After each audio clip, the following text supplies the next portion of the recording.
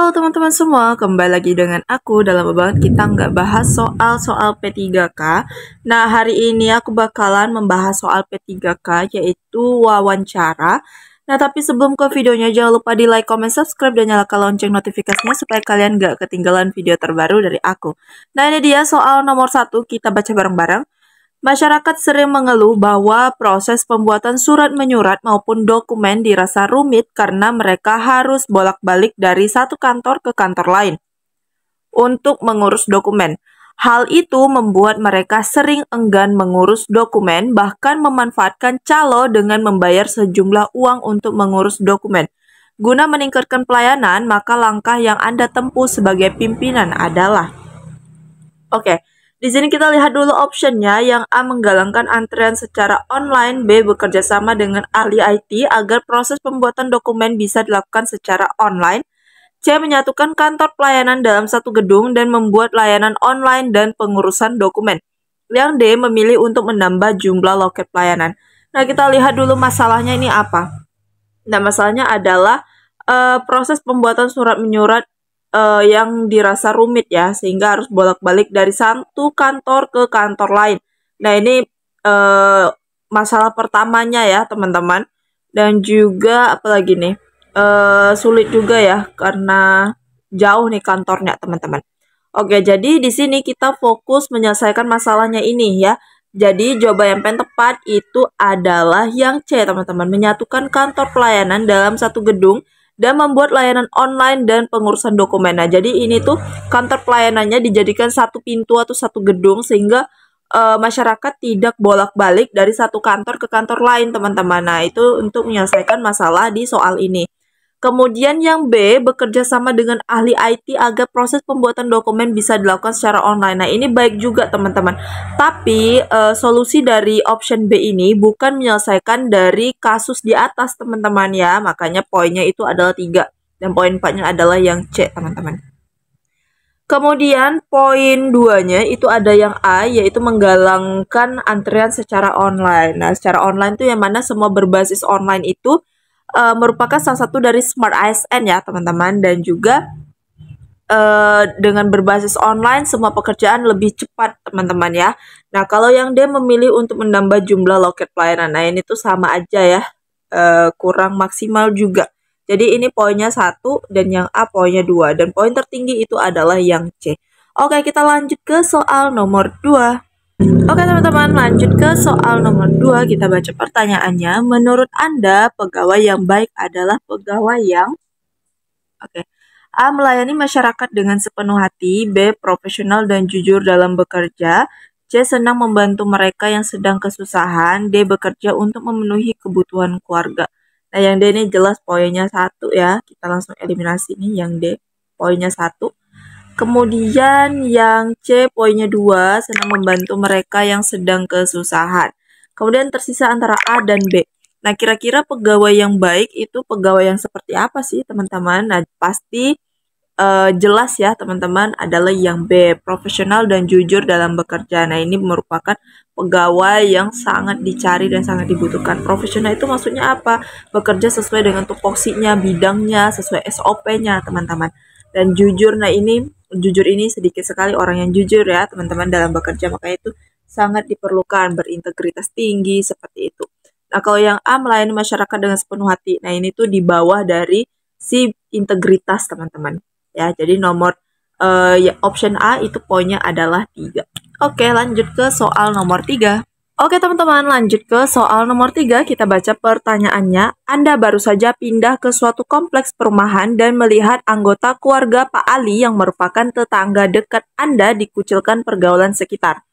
Bahkan Anda merasa anggota keluarga Pak Ali tidak dianggap oleh tetangga sekitar karena perbedaan agama yang dianut. Melihat kondisi ini, maka Anda akan bersikap A, menerima Pak Ali dan anggota keluarganya tinggal di lingkungan tersebut dan menyarankan untuk membatasi kegiatan keagamaan. B, menyadarkan tetangga sekitar bahwa menerima keberagaman merupakan perbuatan yang dapat mengancam keharmonisan hubungan sosial. C, menerima Pak Ali dan anggota keluarganya dengan memberikan kesempatan untuk menyampaikan rasa kecewa kepada masyarakat karena telah mendiskriminasinya. D. Menyadarkan tetangga sekitar mengenai keberagaman agama sebagai suatu hal yang tidak perlu dipermasalahkan. Oke, kita lihat fokus utama masalahnya itu adalah Pak Ali ya yang dikucilkan oleh tetangga. Nah, karena apa dikucilkan? Karena perbedaan agama yang dianut. Nah, di mana di undang-undang sendiri itu ada yang namanya kebebasan beragama ya, kebebasan memeluk agama apapun. Nah, jadi ini haknya Pak Ali dong, dia mau agama apa, jadi jangan sampai dikucilkan karena perbedaan agama ini. Nah, di sini kita lihat dulu nih, kita singkirkan dulu yang optionnya paling buruk, option 1 ya teman-teman. Yaitu adalah yang B, menyadarkan tetangga sekitar bahwa menerima keberagaman merupakan perbuatan yang dapat mengancam keharmonisan hubungan sosial. Nah, ini poinnya 1, teman-teman. Yang B ini poinnya 1.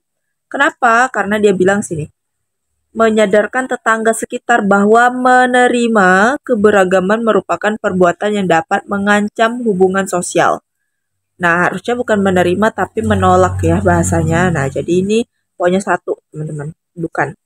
Kemudian poin 2-nya adalah yang A, teman-teman ya. Menerima Pak Ali dan anggota keluarganya tinggal di lingkungan tersebut dan menyarankan untuk membatasi kegiatan keagamaan. Nah, di mana kan undang-undang sudah menjelaskan ya bahwa kebebasan memeluk agama ya, kepercayaan masing-masing seperti itu. Nah, tapi di sini menyarankan untuk membatasi kegiatan keagamaan. Jadi makanya kurang tepat teman-teman. Poinnya 2. Kemudian tersisa C sama D. Kalau yang C itu menerima Pak Ali, kemudian menyampaikan rasa kecewa kepada masyarakat karena telah mendiskriminasinya. Nah, sedangkan yang D itu menyadarkan tetangga bahwa keberagaman agama merupakan suatu hal yang tidak perlu dipermasalahkan. Merupakan hal yang biasa ya teman-teman dalam perbedaan seperti itu. Nah, di sini poin tertingginya. Poin tertinggi adalah yang D, teman-teman ya. Kita sadarkan tetangga bahwa keberagaman tersebut tidak perlu dipermasalahkan, tidak perlu diperbesar, seperti itu. Nah, kalau yang C ini poinnya 3. Ya, menyampaikan rasa kecewa kepada masyarakat karena telah mendiskriminasinya. Nah, ini takutnya jadi seperti adu domba, teman-teman. Malahan nanti terjadi perpecahan seperti itu. Nah, jadi yang harus diselesaikan dulu itu tetangganya dulu, teman-teman ya. Tetangganya dulu diselesaikan. Setelah kemudian berdamai, baru pasti bisa menerima keluarganya Pak Ali, seperti itu. Oke, jadi sini nomor 3 jawabannya adalah yang D. Lanjut ke soal nomor 4. Oke teman-teman, lanjut ke soal nomor 4. Kita baca dulu nih pertanyaannya. Pada akhir bulan, tagihan rekening listrik rumah kos mengalami lonjakan menjadi 3 kali lipat dari tagihan biasanya. Sedangkan tidak ada penambahan jumlah penghuni rumah kos. Pemilik kos memanggil semua penghuni kos. Sebenarnya Anda termasuk penghuni kos yang akhir-akhir ini menggunakan barang elektronik dengan daya listrik cukup besar. Jika menghadapi ini, maka sikap Anda adalah, oke, di sini tagihan rekening listriknya masalahnya ya. Kita baca dulu masalah utamanya untuk mencari solusinya. Nah, masalah utamanya adalah tagihan rekening listrik yang mengalami lonjakan menjadi 3 kali lipat. Ya, sedangkan tidak ada penambahan jumlah penghuni kos. Nah, di sini ternyata kita nih merupakan salah satu pelakunya ya, teman-teman. Pelakunya dalam menggunakan barang elektronik dengan daya listrik cukup besar. Nah, menghadapi situasi ini, kita harus bagaimana? Yang A, berterus terang telah menggunakan fasilitas tambahan yang mengakibatkan daya listrik cukup tinggi. B, sebaiknya pemilik kos bertanya kepada setiap penghuni kos untuk mengetahui siapa saja yang menggunakan fasilitas tambahan dengan daya listrik besar. Yang C, seharusnya pemilik kos tidak membesar-besarkan masalah ini. Kemudian yang D, jika pemilik kos mengetahui Anda menggunakan barang elektronik berdaya tinggi, maka Anda akan pindah kos. Nah, di sini kita eliminasi dulu poin paling rendah, yaitu poin 1 adalah yang D ya. Nah, ini tuh merupakan sikap pengecut ya yang D itu, karena tidak merasa bersalah dan memilih untuk kabur dari masalah sehingga tidak ingin menyelesaikannya. Nah, itu sikap yang sangat jelek ya, makanya aku kasih poin 1. Kemudian poin 2 itu adalah yang C, seharusnya pemilik kos tidak membesar-besarkan masalah ini. Nah, ini merupakan sikap enggan menyampaikan kesalahan ya, sehingga menyalahkan orang lain atas permasalahan yang terjadi. Nah, ini kan salah satu pelakunya adalah kita ya. Jadi tuh kayak kita nggak mau mengakui kesalahan kayak itu, malah balik menyalahkan si pemilik kos tersebut. Makanya aku kasih poin 2. Kemudian antara A dan B itu merupakan tersisa 2 option ya. Nah, yang paling tepat itu adalah yang A, poinnya 4 teman-teman. Berterus terang. Nah, ini merupakan sikap berani menyampaikan kesalahan dan siap menanggung konsekuensinya. Nah, kalau yang B itu merupakan sikap yang kurang berani menyampaikan kesalahan karena nunggu orang lain dulu nih melakukan hal yang serupa, nunggu orang lain ngaku dulu baru kita lakuin. Nah, kalau nggak ada orang yang ngaku, kita nggak bersuara seperti itu. Makanya ini poinnya 3. Dan yang paling tepat itu adalah yang A, teman-teman. Berterus terang ya. Oke, jadi lanjut ke soal yang terakhir. Oke teman-teman, nah ini dia soal yang terakhir, kita baca bareng-bareng. Jika Anda melihat anak atasan melakukan kesalahan, maka Anda melakukan A. Mendiamkannya karena takut atasan tersinggung. B. Meminta rekan lain mengingatkannya. C. Melaporkannya kepada atasan. D. Mengingatkannya secara langsung. Nah, di sini masalahnya adalah anak atasan yang melakukan kesalahan. Nah, sikap kita bagaimana? Nah, poin kita eliminasi poin satunya seperti biasa. Nah, poin satunya ada bagian yang A ya, kita mendiamkannya. Jadi ini kita tidak bersikap proaktif. Makanya aku eliminasi dan poinnya 1. Kemudian poin 2 itu adalah yang mana nih teman-teman? Yang C ya teman-teman, ini kurang tepat nih, melaporkannya kepada atasan. Sebaiknya kita kan bisa mengingatkannya ya teman-teman, nggak perlu lapor ke atasan untuk hal seperti ini. Oke, kemudian tersisa B dan D, yaitu sama-sama mengingatkannya nih, tapi yang B itu kita minta rekan kita yang mengingatin. Kalau yang D itu kita secara langsung mengingatkan dia. Oke, di sini antara B sama D, poin paling tepat itu yang jelas adalah yang D ya, mengingatkan secara langsung. Oke, kemudian yang B itu poinnya 3. Kenapa mengingatkan secara langsung? Di sini kan kita yang melihat nih ya. Jika Anda melihat anak atasan, berarti secara tidak langsung kita lihat nih anak atasannya melakukan kesalahan. Jadi ya sudah, kita langsung aja tegur atau ingatin dia supaya tidak melakukan kesalahan tersebut. Nah, jadi di sini jawaban yang paling tepat itu adalah option yang D.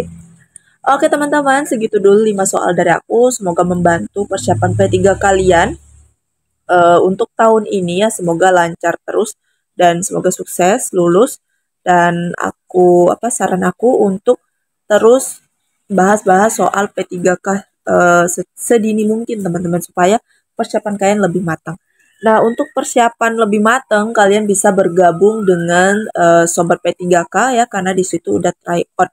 Ada berbagai macam soal untuk kalian try out, lengkap banget. Ada real time-nya seperti ujian CAT juga. Dan misalnya kalian kepo sama websitenya, kalian tinggal klik aja link yang udah aku cantumin di description box aku. Kemudian selain try out, juga aku menyediakan yang namanya ebook P3 ke Bidan, teman-teman, yang udah rilis. Nah, buat kalian yang mau order atau mau pesan, boleh hubungi aja nomor yang aku cantumin di description box aku. Dan misalnya ada yang bertanya apakah ada bimbel untuk P3K, kemungkinan tahun ini aku bakalan bikin ya teman-teman. Cuman lihat waktunya dulu ya, karena aku masih sibuk dalam proses latsar ini teman-teman, proses latsar yang akhir. Oke deh, segitu aja dulu. Terlebih kurang aku mohon maaf. Coba komen di kolom komentar pendapat kalian terkait soal-soal yang udah kita bahas ataupun video apa lagi yang harus aku bikin. Oke, sekian dari aku. See you next video. Bye-bye.